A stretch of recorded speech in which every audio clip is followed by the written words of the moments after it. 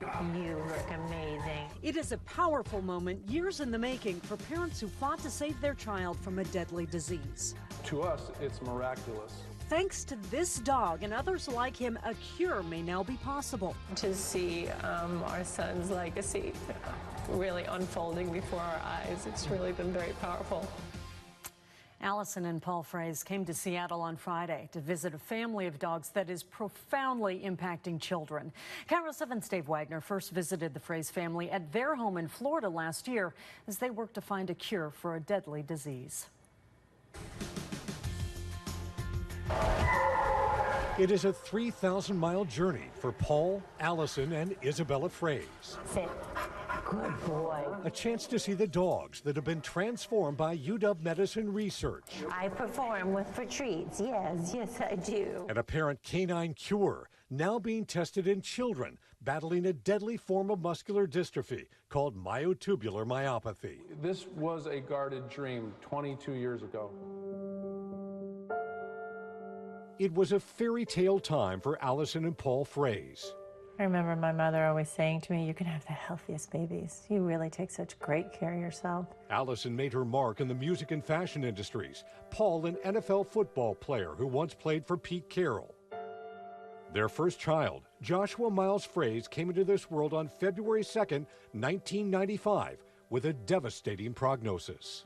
My doctor came to me and she said, Allison, I really believe that Joshua has a severe disorder and he's not going to make it through the day. Joshua persevered that night. And he just continued to defy odds. But with a diagnosis of myotubular myopathy, What, Josh? He only had the strength to move his right hand. life would become a monumental challenge. Joshua cognitively was a normal little boy. He was just locked in a body. For the Frase family, it became a race against the clock to find a cure. Yes, we lived against the clock on a daily basis because 50% of these children don't celebrate their second birthday.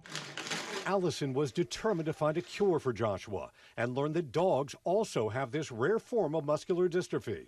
If doctors could successfully give dogs with MTM a gene to override the mutated one, maybe that treatment could save her son. That's when her wheels started spinning and she said, we've got to figure something out. But finding a dog with myotubular myopathy was like finding a microscopic needle in a haystack. She scoured the United States from the Atlantic to the Pacific and struck gold north of the border.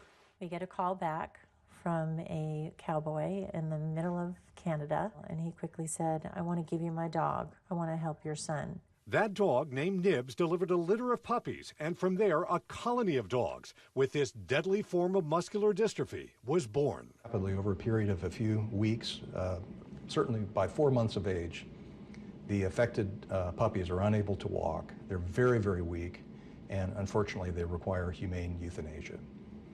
In an effort to save the lives of dogs and ultimately the lives of children, researchers at UW Medicine infused a replacement gene into these puppies that have myotubular myopathy.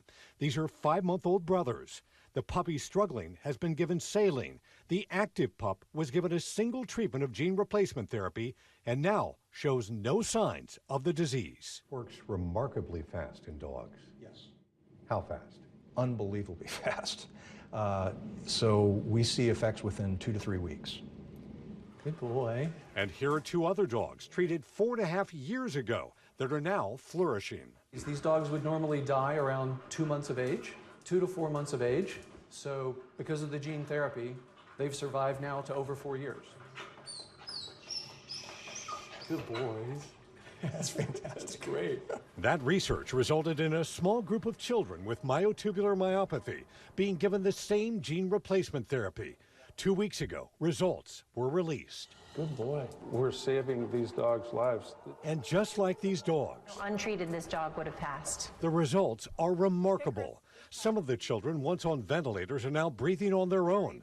Others, unable to talk or hold up their heads, are now showing progress. We were thrilled to see how the boys were responding. The boys are recovering their neuromuscular function and their strength. As we're not only curing the disease in dogs, but it showed exactly the expected outcome in the clinical trial. Help came too late for Joshua Frase.